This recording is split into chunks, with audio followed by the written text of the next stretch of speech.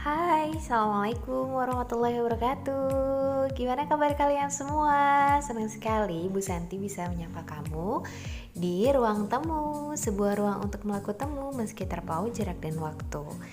Nah, di video singkat ini Bu Santi akan menjelaskan materi Bahasa Indonesia kelas 11 SMA dan MA atau SMK. Nah, materinya tentang menulis resensi. Apa sih itu resensi? Resensi itu gimana sih, Bu? Resensi itu kayak kehadiran bukan? Bukan, itu presensi. Nah, kalau resensi itu apa?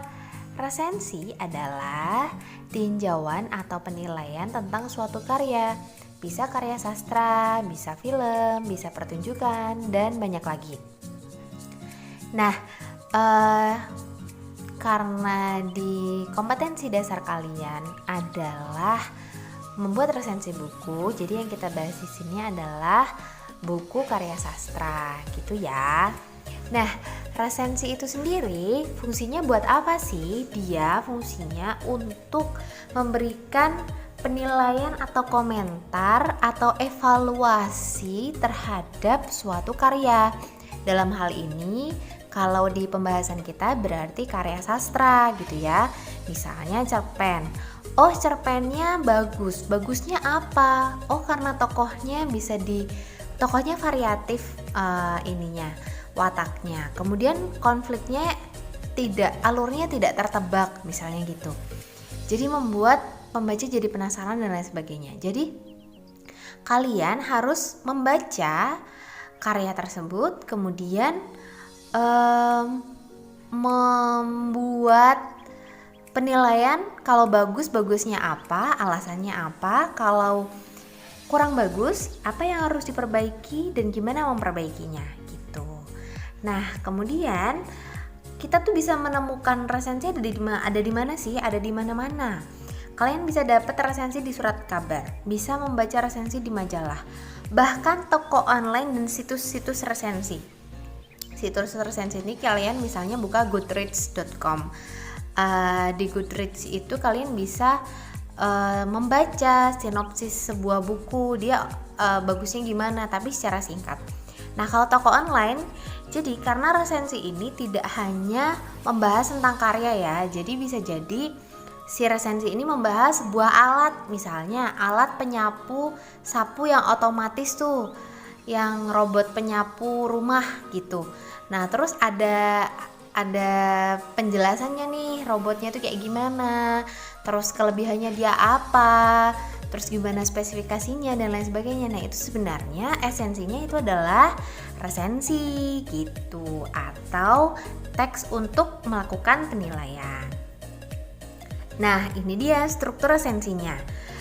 Yang pertama adalah judul resensi. Kemudian identitas karyanya juga perlu ditampilkan. Kayak gimana sih, apa sih judulnya? Jadi judul resensinya gitu kan ya. Misalnya menelaah kisah indah pejuang pendidikan di novel Laskar Pelangi, misalnya gitu. Terus identitas karyanya, judulnya adalah Laskar Pelangi, penulisnya siapa, ditulis tahun berapa, diterbitkan tahun berapa, yang menerbitkan siapa, berapa tebal bukunya, berapa halamannya, kayak gitu. Kemudian pendahuluan ini kamu mau menyoroti di mana nih? Kamu mau menyoroti misalnya tentang contoh resensinya ya, kayak apa ya? Nanti Bu Santi tampilkan ya di sini nih, kamu bisa lihat. Jadi pendahuluannya nih kamu bisa basa-basi dulu, membahas misalnya pendidikan belum merata di Indonesia, kamu mengatakan tentang itu. Kemudian kamu bisa memaparkan tentang untuk masuk ke dalam novelnya gitu. Jadi tentang pendidikan. Kemudian ada satu karya anak bangsa yang berangkat dari permasalahan itu, yaitu novel ini, dan sudah diadaptasi menjadi film, judulnya ini gitu. Kayak gitu. Terus di pendahuluan ini kamu juga bisa ngasih tahu informasi-informasi umum tentang bukunya. Oh, bukunya bestseller loh. Bestsellernya tahun berapa? Oh, diangkat jadi film loh. Dan yang nonton sampai berapa ratus ribu gitu misalnya. Itu boleh. Kemudian yang keempat adalah ikhtisar. Ikhtisar ini adalah sinopsis atau ringkasan dari isi buku. Gimana isinya gitu ya, ceritanya tuh kayak gimana, tapi jangan dibuat detail, karena kalau detail nanti kasihan penulisnya. Kita udah menceritakan di resensi, nanti nggak beli bukunya dong gitu ya. Jadi selain itu juga resensi ini kan cuma untuk mempertimbangkan, oh ketika sudah membaca resensinya kita jadi, oh ya nih aku mau baca buku ini atau enggak. Nah gitu, jadi jangan sampai kita ceritakan secara detail. Kemudian yang kelima adalah kekurangan dan kelebihan buku. Seperti yang Bu Santi sampaikan tadi, mungkin lebih baik kelebihan dulu kali ya. Kelebihan dulu dipaparkan, yang menarik apa. Kamu kalau misalnya karya sastra, kamu bisa tinjau dari segi unsurnya, unsur intrinsiknya atau unsur ekstrinsiknya. Terserah sama kamu yang menentukan. Kalau unsur intrinsiknya berarti ada 8 unsur kan, mulai dari tema, tokoh, penokohan, latar, alur, kemudian bahasa gitu ya, dan teman-temannya gitu. Itu harus kamu bahas gitu ya. Itu bisa jadi poin-poin yang perlu kamu bahas dalam resensi, perlu kamu komentarin. Poin mana sih, di unsur mana yang menjadi kekurangan, di unsur mana yang menjadi kelebihan. Kalau ada kekurangan misalnya penulis terlalu terburu-buru dalam menceritakan kisahnya, jadi seharusnya ada komplikasi atau pemunculan konflik-konflik lain agar cerita semakin seru misalnya gitu. Jadi dengan demikian kalian tidak hanya dilatih untuk mengomentari dan menyampaikan kekurangan sesuatu, tapi kalian juga harus solutif dong ya gitu. Kemudian penutup gitu atau simpulannya boleh gitu ya. Nah ini adalah langkah-langkah untuk membuat resensi baik buku non-fiksi maupun buku fiksi. Buku non-fiksi itu yang kayak gimana sih Bu? Buku-buku yang isinya bukan sastra, bukan imajinasi. Misalnya cara beternak lele, misalnya ada buku kayak gitu. Atau budidaya ikan lele, ikan lagi ya, hidroponik misalnya, hidroponik. Nah kayak gitu. Buku-bukunya kan banyak ya. Nah kalian bisa resensi juga nih. Gini, kalau buku non-fiksi, kalian pertama harus membaca daftar isinya dulu. Itu akan memudahkan kalian untuk membuat ringkasannya. Jadi poin-poinnya apa sih gitu. Kemudian kita perlu mencatat bagian-bagian penting dari bab atau bagian-bagian bukunya. Jadi dibaca, terus yang penting-penting dicatat untuk membuat ikhtisar buku gitu. Kamu juga bisa menceritakan misalnya budidaya lele ya. Kamu bilang buku ini membahas hal-hal yang penting untuk diperhatikan ketika kita ingin membudidayakan lele agar budidayanya berhasil atau agar hasil panen lelenya melimpah gitu ya. Kita akan diajari mulai dari pemilihan bibit, kemudian bagaimana cara bibit lelenya, kemudian bagaimana cara merawatnya, suplemennya apa, bagaimana sirkulasi airnya dan lain sebagainya gitu. Kemudian yang ketiga, ulas bagian berdasarkan bab atau bagian buku. Jadi di bab yang pertama tuh kita akan dibahas tentang ini, tentang apa misalnya cara memilih benih lele gitu ya, atau bahkan mulai dari penyiapan lahan buat beternak lele disiapkan dulu. Nah itu di situ apa sih, ada kekurangan atau ada kelebihannya enggak? Kalau ada kelebihannya berarti dipaparkan juga. Oh ternyata penulis juga sudah memberikan referensi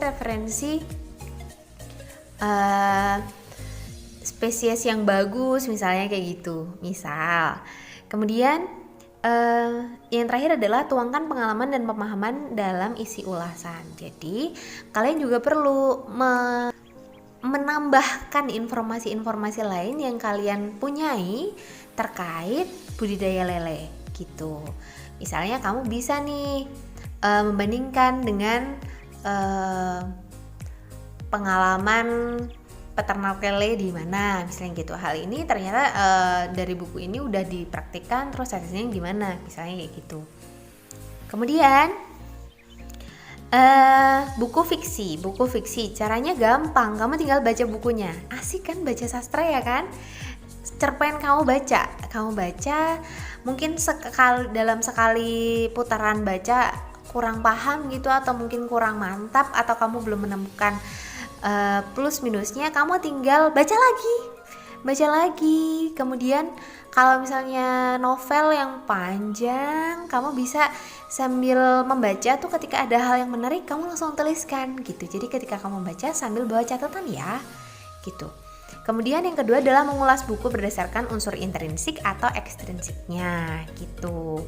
Jadi kamu harus punya nih pengetahuan awal dulu nih, unsur intrinsik cerpen tuh apa sih, kalau ekstrinsik tuh apa sih. Kalau mau yang dibahas adalah kumpulan puisi, berarti kamu harus tahu dong unsur intrinsik dari puisi itu apa. Nggak mungkin kan sama dengan unsur-unsur dalam prosa gitu. Kemudian, tuangkan pengalaman dan pemahaman dalam mengulas unsur intrinsik atau ekstrinsik. Gitu. Nah, ini adalah kiat-kiat untuk menulis resensi. Yang pertama, kamu harus menguasai pengetahuan dasar karya yang diulas. Bahas tentang cara beternak lele tadi misalnya, kamu harus tahu dong kalau beternak lele itu kesulitannya apa, atau mungkin kendala-kendalanya akan ada apa, apakah itu nanti ada solusinya di buku tersebut. Kemudian jangan membahas sesuatu yang sama sekali kamu tidak tahu gitu ya. Jadi misalnya kamu tuh suka banget sama olahraga futsal, terus ada buku tentang futsal, ya udah kamu bahas itu aja gitu. Jadi jangan membahas yang kamu sama sekali tidak tahu. Kemudian yang kedua, cermat melihat kelebihan dan kekurangan karya yang diulas. Ini penting karena memang isi dari resensi adalah mengulas kekurangan dan kelebihan kan. Oh iya, untuk poin yang pertama tadi, misalnya kamu tertarik mau membahas sesuatu yang baru, tapi kamu belum punya cukup pengetahuan untuk itu. Kamu bisa loh searching membaca dari sumber-sumber lain untuk memperkaya pengetahuan kamu dan juga untuk bisa mengomentari isi buku. Kalau kita nggak tahu apa-apa kan nanti jatuhnya iya aja, oh iya bagus aja gitu loh. Kita jadi tidak tergerak untuk berpikir kritis gitu. Dan yang ketiga adalah bandingkan dengan karya bergenre sejenis tuh kan gitu. Jadi kamu bisa nih, misal dari satu penulis yang sama, Andrea Hirata menulis di